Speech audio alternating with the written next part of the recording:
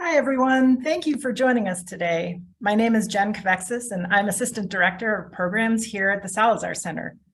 I would like to acknowledge with respect that the land I'm on today is the traditional and ancestral homelands of the Arapaho, Cheyenne, and Ute nations and peoples. Welcome to our webinar, the Rio Grande and Rio Bravo Connector of Communities and Ecosystems. We are so glad you made time to be with us today. This webinar is part of a series of conversations around conservation across the US-Mexico border.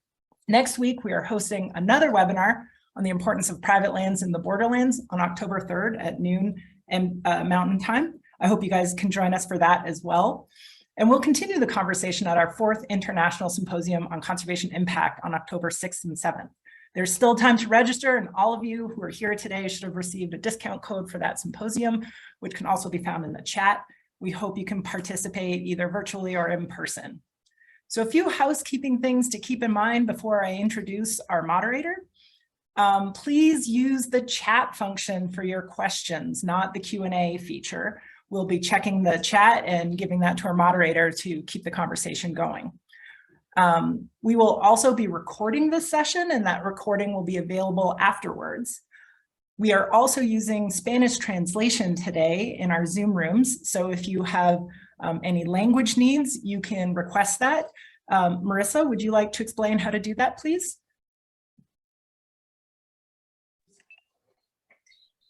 Sure, we're actually having troubles finding the translation feature. It should be on, Marissa.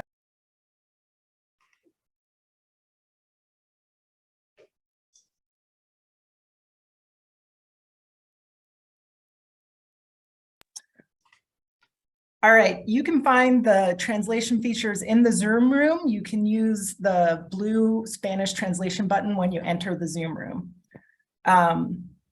So today we will have John Tracy, who is the new director of the Colorado Water Center, moderating our session. I'll pass the mic over to him now and let him take the conversation from here and introduce our panelists. Thank you very much, Jen. Thank you all for attending this webinar, talking about connecting communities and ecosystems along and across the Rio Grande Rio-Bravo. The Rio Grande and Rio Bravo is a very interesting river system, as are many of the large river systems across the world. The Rio Grande Rio-Bravo is 1,900 miles long, making it the 4th longest river in the United States. And it gets a lot of its flow in the headwaters up near the San Luis Valley in Colorado from snowpack melt.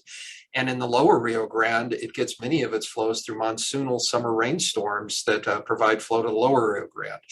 Due to this, the river is kind of interesting in the way it kind of hydrologically, that is in water resources, gets disconnected and many times operated that way. But still, it is a corridor that provides ample opportunity for cooperation and collaboration along the Rio Grande, Rio Bravo, and across. And so with that, we're going to take you on a bit of a journey from the headwaters down to the lower Rio Grande, with our first speaker, panelist, being Armando Valdez. Armando is a native of the San Luis Valley, and he's an assistant professor of management and director of the healthcare administration program at Adams State University, and he currently serves as a member of the Colorado State University System Board of Governors. Our second panelist is from the Middle Rio Grande and is Alan Hamilton. He's the founder of the Rio Grande Return. He has been writing and lecturing on the link between environmental degradation and cultural depression, and the notion that mental health and environmental health are all one and the same. Then we're going to move further down the Rio Grande to the Nuevo Laredo area, where we're going to have Barbara Warren, who's an architect with Overland Partners, talking about the Binational Conservation Park and her understanding of the park and how it is going to be designed to impact human experience in a positive way. She approaches this through the strategic design of users' experience and have a priority of influence people's decisions and connections to others in the environment. And then finally, we have on the panel Tricia Cortez, who's the executive director of the Rio Grande International Study Center in Laredo, Texas. Her focus is She serves as the director of Laredo's only environmental not-for-profit, and she's responsible for carrying out its mission, which is focused on water security, river restoration, sustainable development in the region. And with that, we're going to start this with brief panel introductions, starting in the headwaters, and we're going to move this to Armando, who's going to discuss his experience in the San Luis Valley. With that, Armando, please take it away.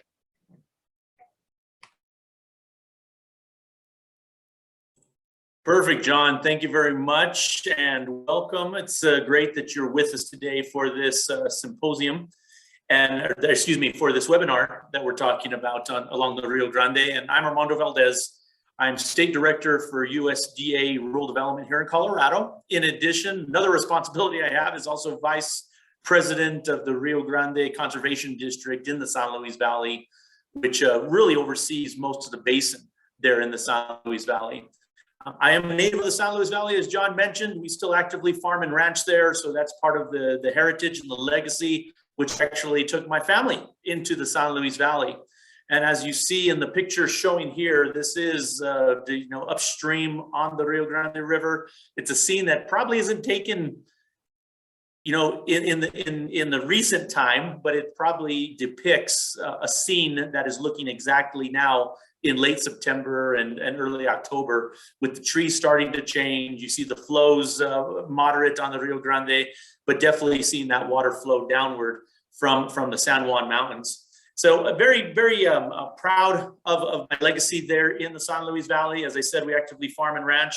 And so when I just wanted to start talking about the headwaters is talking about the cultural infusion that's connected to the San Luis Valley and how populations migrated following the water, mostly coming up from the New Mexico area. My family migrated from the area just north of Santa Fe, and they followed most likely the Rio Grande, took off on an offshoot, either on the Canos River or on the Alamosa River, and settled in those areas.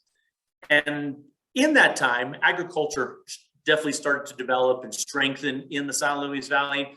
There was rich farmland, there was plenty of water to be had, and as that happened over time,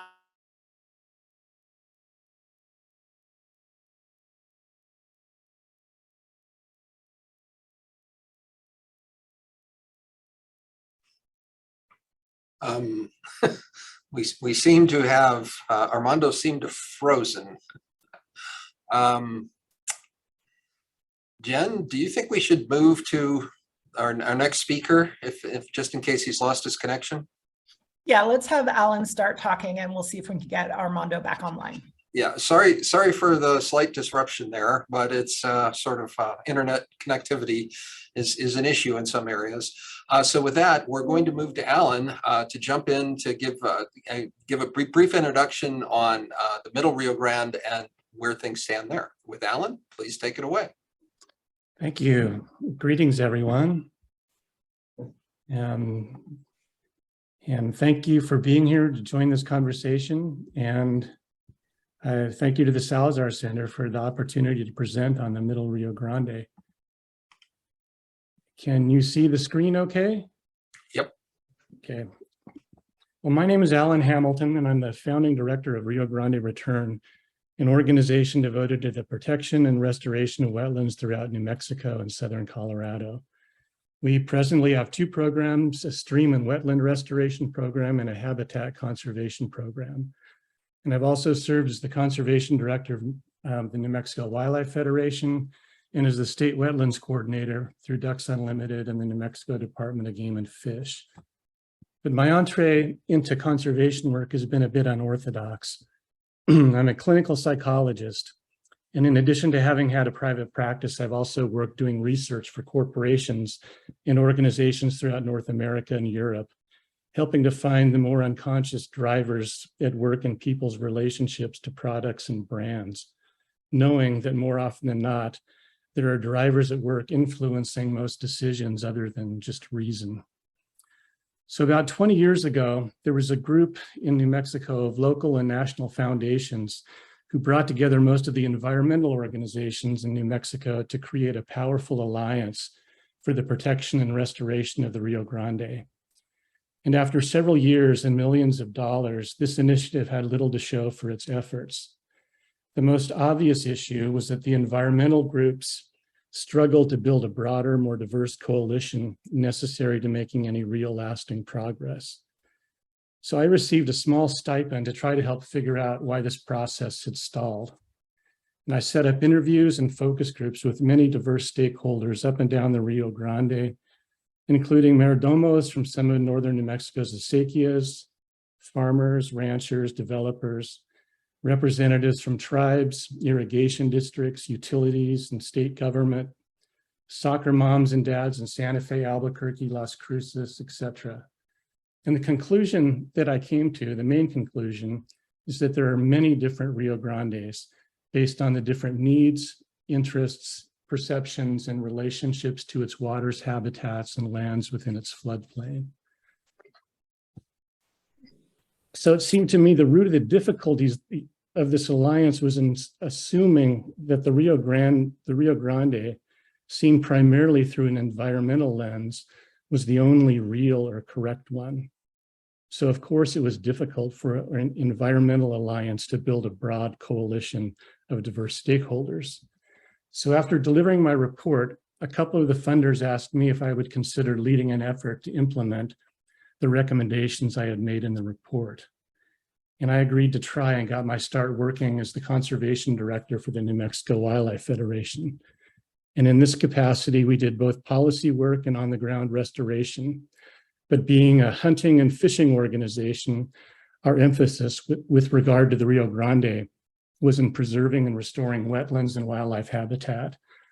This has been the continuing focus of my conservation work and the aspect of the Rio Grande that I can speak to with some authority. This slide is from Bosque del Apache National Wildlife Refuge, and it really shows the best of the Middle Rio Grande, and also, I hope, represents some of the success we've had in protecting and enhancing wetlands. This next slide shows the migration of the Rocky Mountain population of sandhill cranes, and they migrate back and forth from the nesting areas in Canada, Montana, Idaho, Wyoming, and Utah, to the staging and wintering areas in Colorado, New Mexico, Texas, and Mexico. So think for a moment how many stakeholders this involves, the many interests, boundaries, and jurisdictions these cranes must migrate through. 3 countries, numerous federal and state governments, federal and state agencies, tribal and local governments, NGOs, businesses, utilities, and private landowners, to name only the most obvious. The cranes, along with about 200 species of neotropical birds, have been making this journey, the same journey, for over 2 million years. But for us, the management of this corridor has become an almost insurmountable challenge. And yet there's still enough shared value, vision, incentive, and a willingness to work on a landscape level to reach across boundaries and jurisdictions to ensure the survival of this and other remarkable species. But without this collaborative spirit, it's doubtful that the Rocky Mountain population of sandhill cranes would exist in the numbers they do today, if at all. Transboundary conservation is complicated, and it's being made even more so because of climate change and the prolonged drought. This photo is from many years ago below the San Acacia Reach near Socorro. And in the past several years, the Rio has gone dry as far north as Albuquerque. The drought and the silvery minnow legislation and lawsuits and the resulting forced collaboration between environmental groups, the Bureau of Reclamation, the city of Albuquerque, and the Middle Rio Grande Conservative District, unfortunately pitted farmers and many other water users against the environmental organizations and agencies working to protect different aspects of the Rio Grande, including endangered species. And for the past 20 years, this has been and continues to be the context in which most conservation initiatives must work. I want to speak briefly about one program, the North American Wetland Conservation Act, that has been instrumental in helping us build diverse partnerships within the Middle Rio Grande and move past the divisiveness exemplified by the contention surrounding the silvery minnow. The NACA program was developed with an understanding of the importance of preserving the wetlands throughout migratory corridors in North America. The standard $1 million grants are very competitive and require a minimum 2-to-1 non-federal match. These are extremely difficult to get into New Mexico because we don't have a lot of non-federal matching funds available. We aren't covered by some of the continental bird conservation plans, and the bird and habitat values of the wetlands of the Rio Grande, which are significantly important, still aren't valued and scored as highly as the wetlands in other states and provinces that provide more nesting opportunities to waterfowl and water birds. Although NACA grants are difficult to get and equally difficult to administer, we have been awarded 3 standard grants over the past 10 years that have protected, restored, and enhanced almost 5,500 acres of wetlands and associated uplands in the middle Rio Grande. So I'm proud of these numbers, the grant dollars, the matching dollars, and the number of acres we've been able to restore and preserve through this program. But for me, the most important number, and the one that I'm most proud of, is the 50+ partners that were integral to our being awarded these grants in the first place. Whoever developed the NACA applications did a brilliant job of designing a program that encourages the diverse partnerships and collaborations necessary to landscape level conservation. So in order to compete for these funds, we needed the bird and habitat values from the state and federal wildlife refuges, the acres of wetlands preserved in perpetuity on private lands with conservation easements, projects and donations from tribes, and support from diverse organizations, foundations, agencies, and businesses. These 3 slides that I'm going to end with show the partnerships that were fundamental to receiving each of these grants. And you can see, you can recognize a lot of the agencies and organizations, and you see the ones that are just last names, and they represent private landowners who use the program to provide conservation easements to protect their heritage, their way of life, and the associated wetlands on their properties. So we have built on these partnerships, and many of them have become really foundational to so much of the other conservation work that we've done along the Rio Grande, with the Rio Grande Return, the New Mexico Wildlife Federation, and many other organizations and agencies. These partnerships through the NACA program became foundational to so much other work that's happened. So in conclusion, I hope this example serves as an inspiration to others engaged in the difficult task of working across the many boundaries and jurisdictions found in most conservation initiatives along the Rio Grande Rio-Bravo corridor, but it is possible. So thank you for your interest in listening, and I look forward to addressing any questions you may have after the final presentation. Thank you, Alan. Now, after brief technical difficulties, we're going to move back to Armando. So Armando, why don't you take the screen and finish up your introductory remarks? Thank you. Thanks, John. I apologize for that change or that drop off. I guess I'd been fortunate in this whole virtual world, new virtual world, and I hadn't had that happen to me until now. So now I got mine, but thank you for welcoming me back. Alan, thank you for jumping in right away and talking about those partnerships, because it's also part of the relationship we have up in the San Luis Valley and up in the headwaters. Where I started before was talking about being a native of the San Luis Valley and showing this depiction. And the last words I heard was John saying that I dropped off. So I wasn't quite sure where I dropped off or where I froze, but just wanted to give you a scene, which is at the upper end of the headwaters of the Rio Grande. This is up near Del Norte, and it's probably not a picture that was taken anytime recently, but definitely depicts a timely shot of that area right now, showing the colors of the trees starting to change, the flows being moderate, and definitely showing some of the changing transitions we have between the seasons. But definitely something that's very embedded into my mind when I think about the headwaters of the Rio Grande.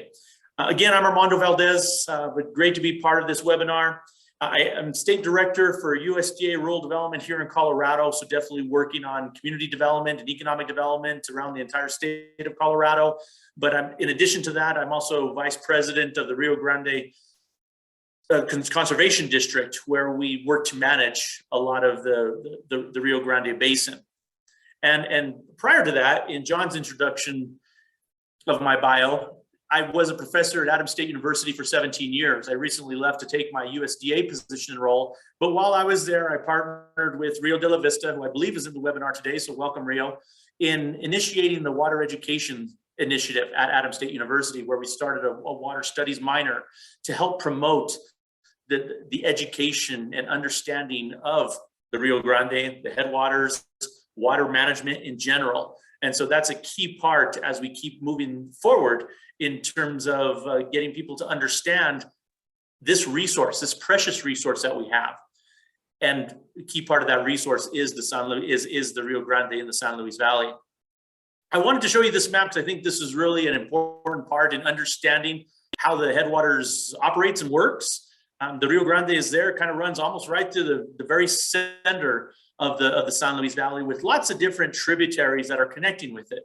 Now, there is some maybe misperception as a part of this map, is that not all of these are tributaries. There's one, if you see Del Norte right there in the middle of your screen, there is a lateral which actually takes water from the Rio Grande out into farmland area. That's called the Rio Grande Canal.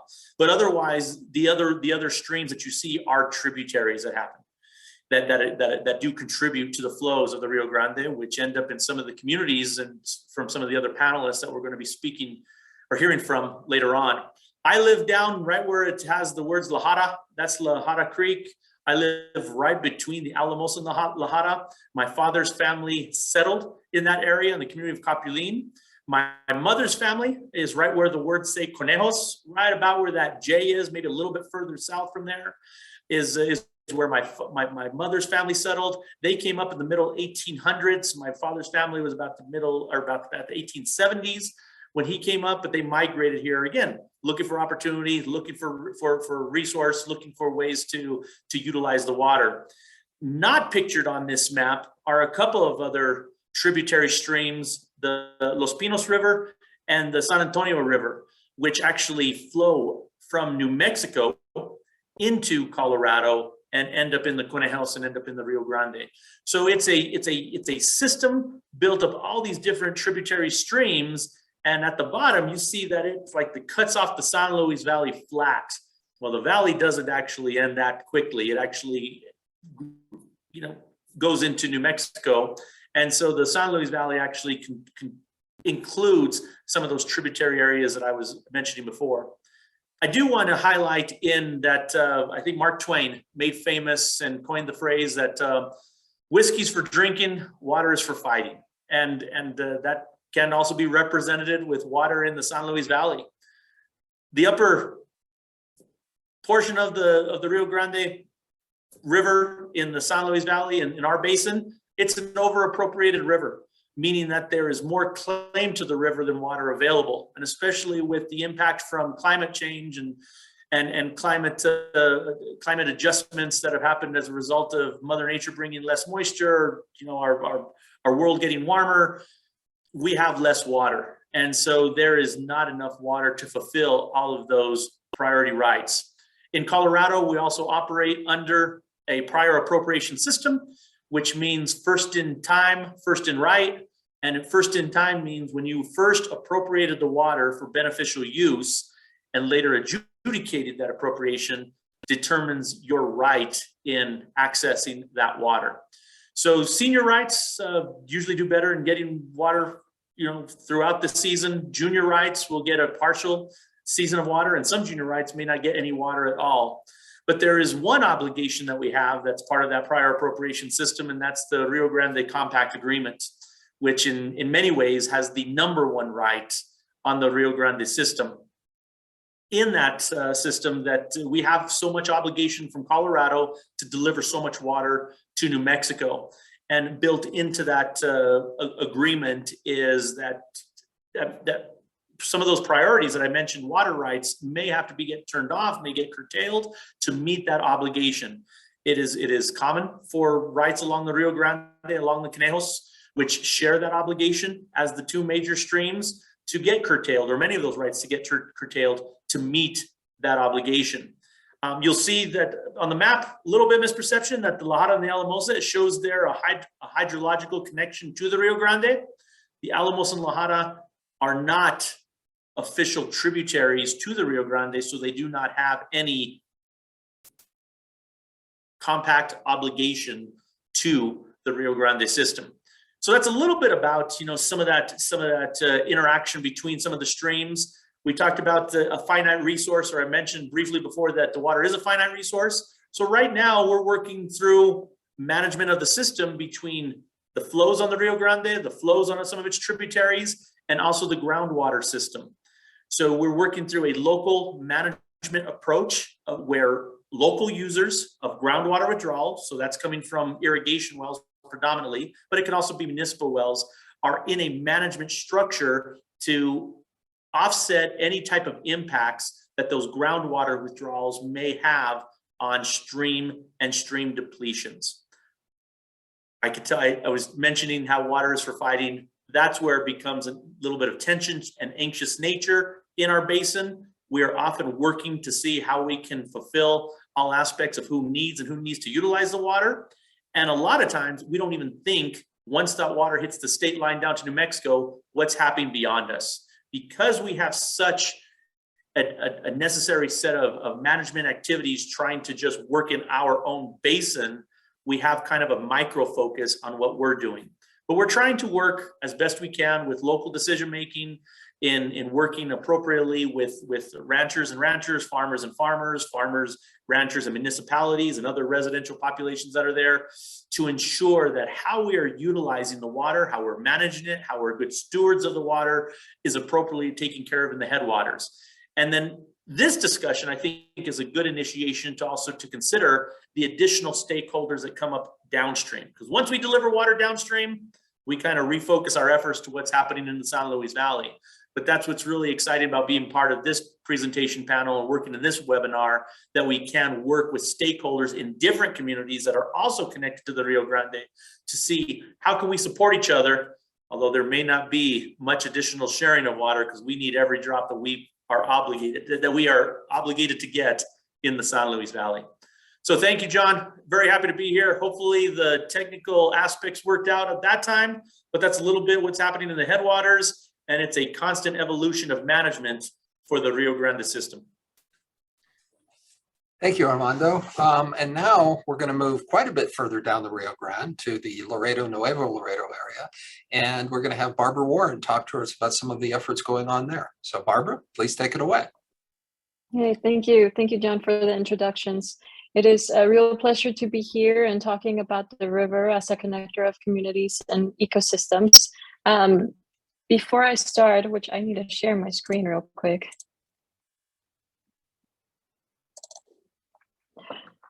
Before I start, I wanted to share credit, because what you will be looking at, what I'll share with all of you, is a product of collaboration of a lot of people that are committed to this project, including and led by the cities of Laredo and Nuevo Laredo, and a group of the Binational Technical Committee, which is a diverse group of people that are committed to seeing this through. And at the head of that committee is Trisha Cortez, who's also on this call. And she is really, truly the prime force pushing this forward. So like Alan said, this is a rich collaboration. This is the only way. So I would like to introduce a little bit of the Laredo history, because it's important to emphasize that Laredo has a very important boundary, a geopolitical boundary, because before there were the two cities, the city of Laredo and Nuevo Laredo, there was one country, one nation, the Republic of the Rio Grande. And then when the Treaty of Guadalupe was signed, this established the limits of the US and Mexico border. And this one nation was divided with the river, along the river, into what we have now, Laredo and Nuevo Laredo. So by transforming this natural river boundary into a political line, there was a lot of consequences and responsibilities that result from this, and even more stakeholders that you typically see along a river. So despite this division, the sister cities, Laredo and Nuevo Laredo, have a very, very tight bond that not just connects them to one another, but it has allowed them to remain dependent on each other, which is the case why they are so proponent of joining forces and celebrating this unity by restoring the shared space between them on the river. And this is why we have created this binational river conservation project. The project started about 9 months to a year ago, and both cities invited the ambassador Ken Salazar and the ambassador Esteban Moctezuma to come and learn a little more about the project. And once they saw it, they loved it so much that they encouraged the cities to create a diverse group of stakeholders to continue the good work in creating this space. And what you see on the screen is some pictures from a series of workshops and meetings we had with community, with regulating agencies from both sides of the river, and the group of stakeholders with the technical committee to continue to push this forward and really understand the mission. So this is our mission, and I'm gonna be brief, but I think it's important that you all hear it because it's so important to understand the work that has been done, been in the process of doing along the river. And if my English fails, is because I think better in Spanish, but bear with me.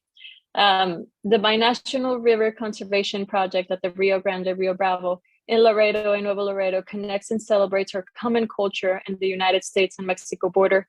It reclaims our shared history, spurs the economy, promotes security on both sides of the river, and restores the ecological treasure we call home. The first of its kind, this international conservation project enhances the quality of life and serves as a prototype for border cities around the world to follow. 2 nations, 1 community, 1 river, 1 park. And again, 1 river, right? It is a shared resource that we need to continue to love and protect. So based on this series of meetings with all the stakeholders, we develop not just the mission, but also the topics that frame this space, all the different themes that are around this shared border. And what you see on the slide is everyone put words and things, messages of what they thought was important for the river, and there were many. So we ended up dividing them into categories. And what you see on the left is this idea of all these topics becoming not just a linear connection, but interwoven threads that depend on each other in order to make this communal space work. And you can see is first and foremost, environment and ecology, culture, security, economy, and this binational community that most of us are a part of both sides.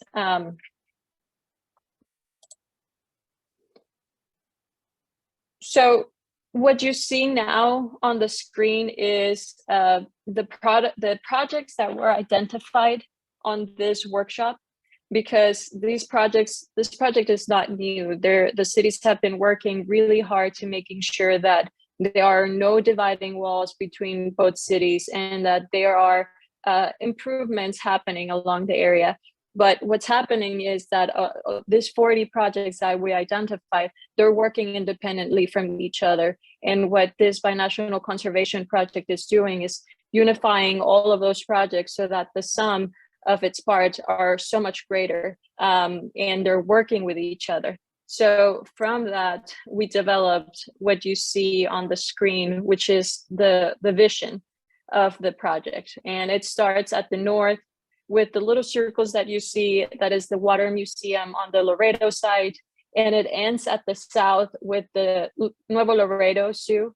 And this is a stretch of 6.2 miles, about 1,000 acres of land that are being considered in a variety of different rich programs to create community. And this connects the cities north to south with the 3 bridges that you see right down the middle, and east to west along a series of natural trails that will be developed. These are some project examples, the restorations of the creeks, which the one on the right, the Zacate Creek on the US side, is the most beautiful creek I've ever seen. And it's currently full of trash and abandoned. It really is lacking the love that the community can give it.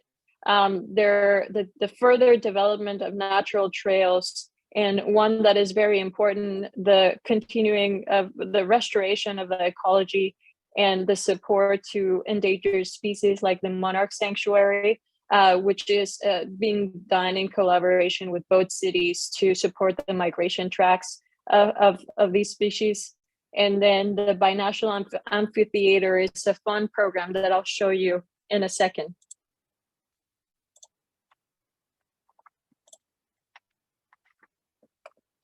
So this is the river now. It's a division. It's a political boundary where the edges bleed from both cities, and this natural jewel is not a destination, but it's a transaction from getting from one side to the other. So the communities are connected, but not through the river. They are connected across the river, and both sides are completely different from each other, and addressing their own separate issues and interests independently. So far, in the north, which is the left side of the screen, you can see Laredo, Texas. The banks of the river have been completely denuded of all the vegetation as a strategy used by Border Patrol to have visibility over the river to do their jobs and protect the border. But by doing this, it creates erosion, and it reduces the depth of the river, amplifies the water evaporation, and creates further problems on water conservation and just the ecology of the site.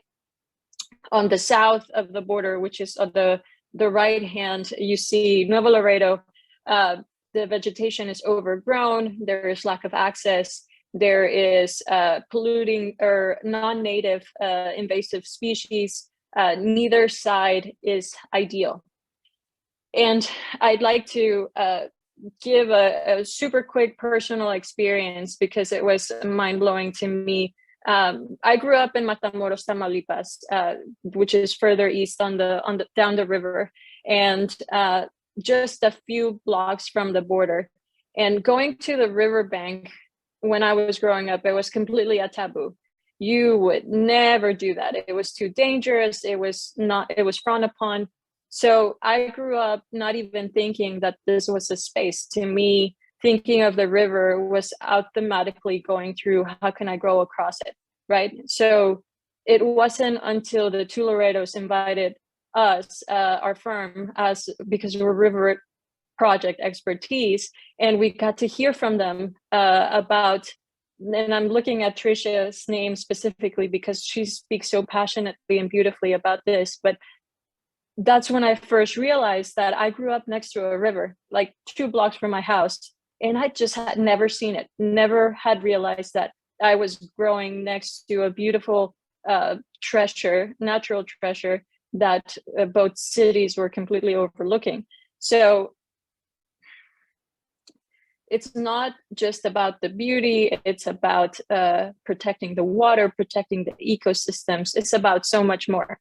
So this image that you see right now is our vision.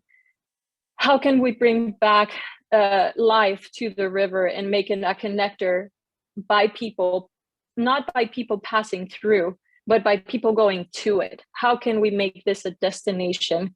And the way to do this is through the 5 topics that we talked about earlier that we identified as a community. We need to restore the ecology and the environment.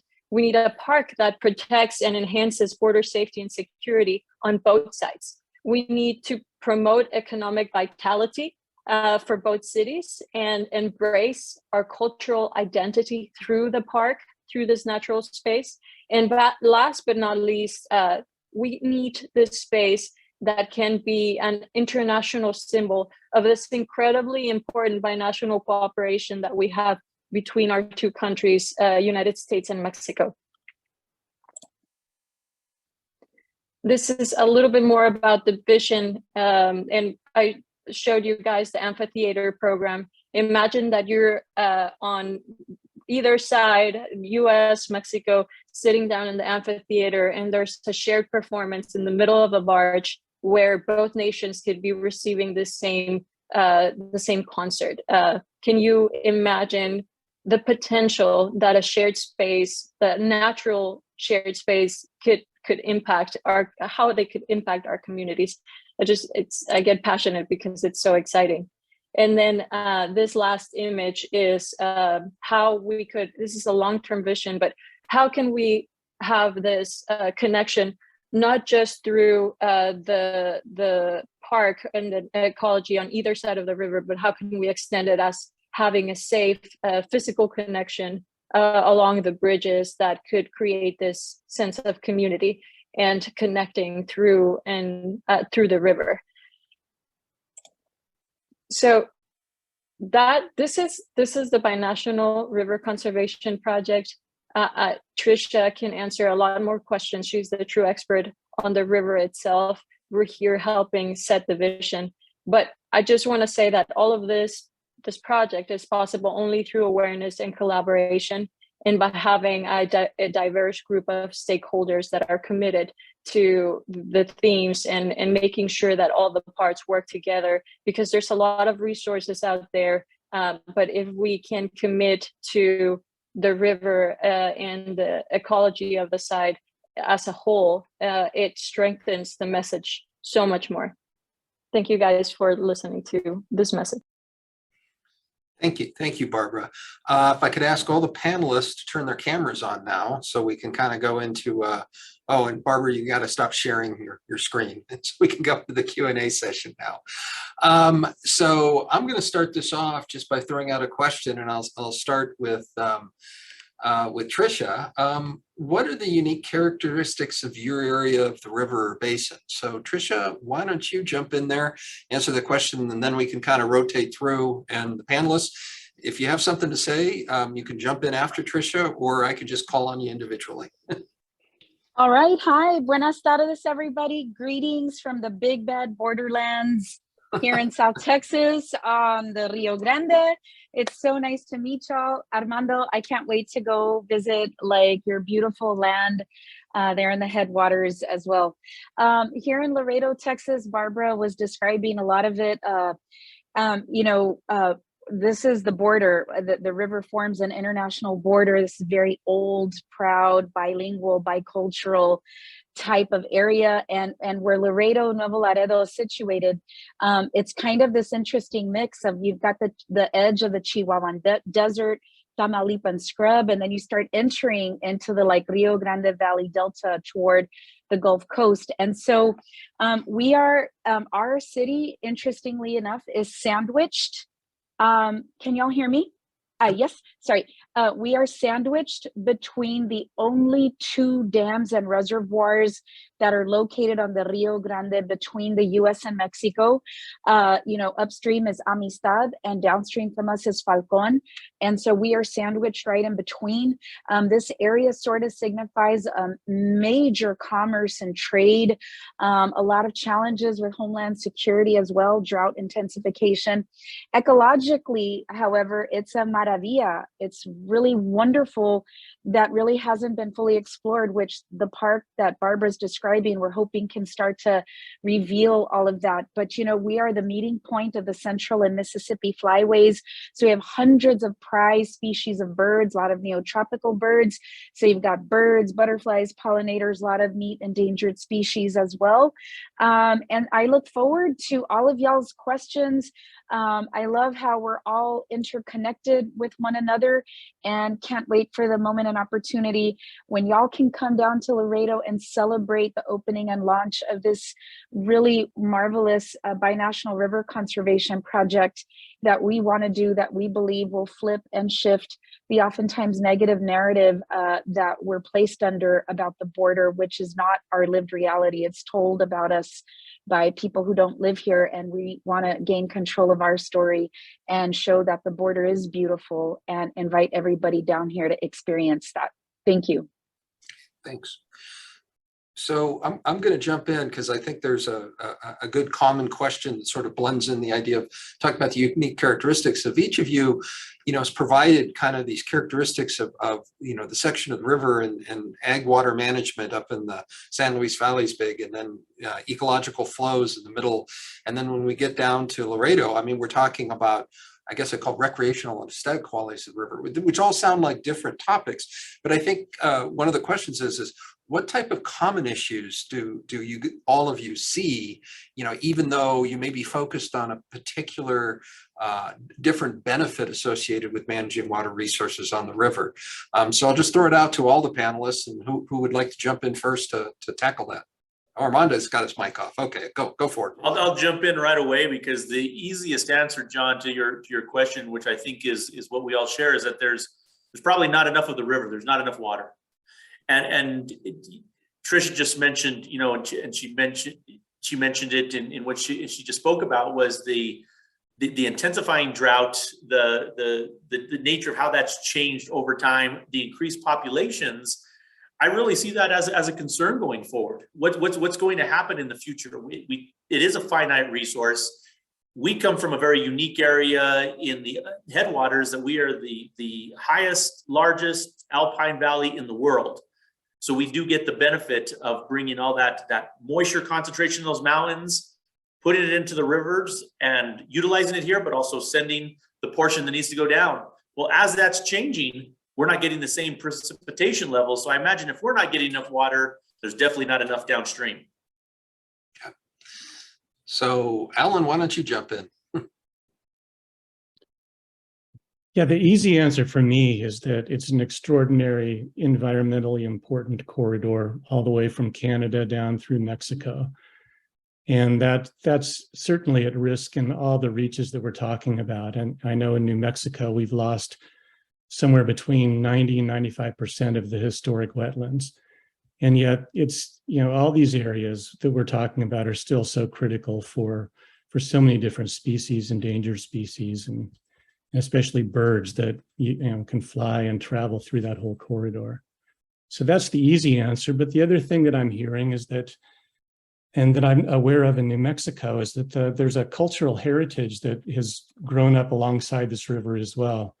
And in New Mexico, the river runs through, so many of the pueblos, and the history from the Rio Grande, going way back to when the Spanish came up, is really quite amazing. And somehow the cultural heritage is still tied to the river. And so when we talk about the dangers to the Rio Grande, they're not just environmental. I think they're cultural. And that's kind of what struck me when I heard my colleagues speak about both their history up in the San Luis Valley and down in Laredo and Nuevo Laredo. Barbara? I think that the biggest common thread is life.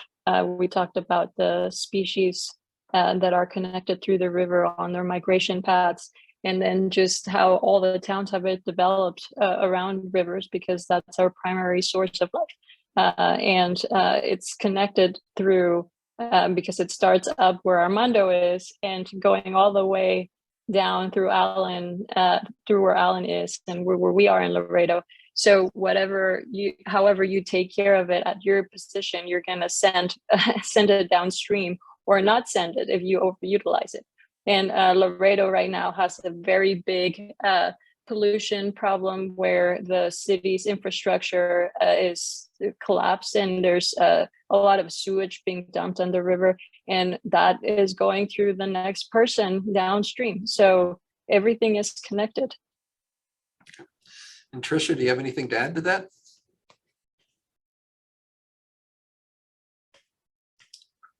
Sorry, I had it on mute just so it y'all wouldn't get all the background noise. I was just putting stuff in the chat. I think all of us are really, really deeply concerned about the intensifying drought and, all the projections with climate change. What it's showing in terms of precipitation and temperature is very, very worrisome for us. And, I think we all have to deal with invasive species. We all have, as Alan said, marvelous ecological treasures in different parts of the river that are threatened and that are vulnerable, that we want to protect. And I just think that our river system, as iconic and important as it is, it doesn't get the necessary focus, priority, investment that it deserves, that we deserve from our different levels of government. And I think that needs to change in DC and in Mexico City and locally as well. So I just think those are, like, I would venture to say, sort of common themes that we all sort of share together along those 1,990 miles. Okay. So this kind of goes into the next question that kind of came up in the chat to some degree. And Alan, you really brought this out in your presentation, but you all touched on it in kind of answering the first couple of questions, which is, how has the diversity of the partners that you've worked with in your particular reaches of the river changed over time in your work? And then I think, Tricia, it really lends to your comments there. It's like, is there more, does there need to be more of an effort to be more inclusive of voices that have been previously left out? And then the big question is, like, how do you get those voices in there so we get to that end of a broader section of both the US and Mexico understanding the cultural and ecological value of the Rio Grande? So I don't know who wants to jump in there on that one first, but basically it comes down to the partners and how have you seen them changing over time, and what voices do you think need to be in there that haven't been in there before? So Trish, I'll jump to you on this one. Okay, so I think sometimes it takes like some big outside event to sort of like jolt us and wake us up. And I'll give you two as an example to answer that question. We spent 3 years, in the border wall fight here in Laredo. It transformed us as an organization, as a community. We learned how to coalition build. We learned how to bring in all sorts of diverse voices from landowners, veterans, tribal leaders, artists, educators, and really coalesce around one strategy. And that was to stop the border wall from coming onto our land and destroying it and removing access to that river forever, because it was never a solution for migration or drugs ever. And so that's one. The other thing, on a more positive note, it took the vision of somebody like Ambassador Ken Salazar to come here and talk to both communities and really push us and challenge us to see, do you want to do this? Do y'all want to come together and figure this out and come up with this vision of how you want the next chapter of the border to unfold? And it took somebody like him at that stature and level of government and commitment and passion and understanding. He's from the headwaters of the Rio Grande himself. He's probably your primo, Armando. And, it took somebody like that for us to 10 months ago to start on this wild, challenging, emotional journey to get this binational river conservation project. And we are in the process of trying to bring in these sort of different voices. Both of these kind of externally brought on things kind of have helped wake us up in some ways and bring in people into the work that we need to be doing. And it's still evolving. We're still figuring out, we still need more people. Who is that? How do we bring them in, make them feel comfortable, like they're a part of the answer and that they have a place at the table? And that's always easier said than done. And so kind of that's where we are with respect to your question. Okay. Armando or Alan, I'm imagining your experience, with the Rio Grande is extended over many, many years. So that issue of transition of partners and collaborators, and who do you think we need to bring in? Either one of you can jump in right now. I'll jump in real quick, John. Thanks for bringing that point up, because I think we're in a period of adjustment and transition right now. Traditionally in our area, it's been landowners, it's been agricultural producers that have been focusing on the utilization, the connection, the focus and emphasis on the river, and I think we're seeing that expand. With the Great Sand Dunes National Park becoming a park, now there becomes a different kind of focus, not only on federal partners, because there's always to some extent been some federal partners involved, but now you're bringing this whole new set of tourists into the region, which is having a different impact of how they engage with the water in the river. Because it's becoming a finite resource, you're seeing municipalities and residential areas now starting to focus on, the use of water that comes off the river, and then not only use of the water, but then also returning water to the river. We have found out that many municipalities are able to actually return water to the river, and their impact, whether it's from groundwater or whether from the river flow. So it's a whole new set of partners, and we're going through that transition to see what those voices are. And then those underserved or underrepresented voices that you mentioned a little bit that aren't there right now, how do we invite them to be part of the conversation? Because we haven't even talked about the socioeconomics associated with this, and the water is very much people's livelihoods. So when you talk about bringing in other voices, other partners, people may feel threatened that it may impact some of their resource use. So there are several different layers to that, and I think we're in that middle transition, trying to understand who all those stakeholders are. And yes, Ambassador Salazar is a native of the San Luis Valley as well. He's not a primo, Tricia, but he's definitely a vecino and a buen amigo that we are very fortunate to have representing not only us in Mexico, but also representing our region, and has done so for a long time as Attorney General and a Senator and a Secretary. And so we're very grateful for his continued representation and sponsorship of activities like this. So thanks, John. Appreciate it. Okay. Alan, do you have anything to add on that? Sure. I'm going to go back and to the NACA program that I was speaking about, because it has kind of initiated some remarkable changes in the attitudes of some of the stakeholders, and partly because it's money that comes into a poor state, and it's money that's available to us if we can all work together to, well, for instance, in order to get these monies through the Fish and Wildlife Service, there's 7 technical questions, all worth 10 points, except the 7th, and the first 6 just have to do with, scoring on the ecological value of the proposal. But the 7th question is really quite brilliant, because they made it about diverse partnerships, and they made it double the value of any of the other questions. And so it's really the question that we were able to use to compete in New Mexico by building really diverse partnerships.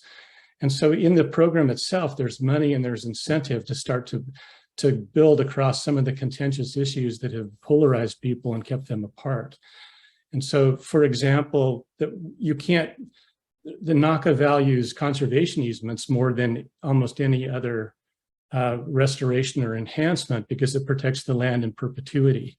And so the private landowners are key to being able to get the funds, but they're usually land rich and cash poor, and a donated easement doesn't serve them at all.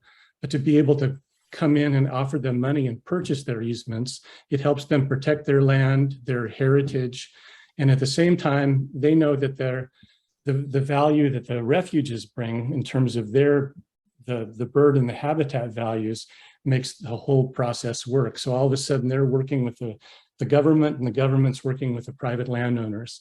So at one point there was this feeling that you couldn't do a conservation easement in the middle Rio Grande, because the program was really looked at as almost a socialist plot to take away people's private property rights. But through this program, we had private property owners working to get conservation easements, knowing that they were helping the refuges and the government get money to enhance some of the wildlife refuges as well. So it was everybody working together, and that was done because this program was designed to create those partnerships and to make those monies available through the collaborations. Okay, well, thank you.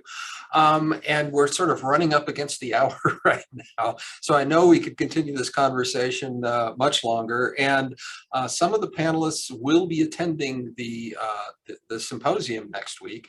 And so I invite everyone who's on the webinar right now to, again, use the discount to attend next week's symposium and continue this conversation along with many other talking about connecting across and along the Rio Grande. And so with that, I'd like to thank all of the panelists, all of the attendees and the Salazar Center for hosting this webinar. And I look forward to the meeting next week and continuing these discussions. Thank you all.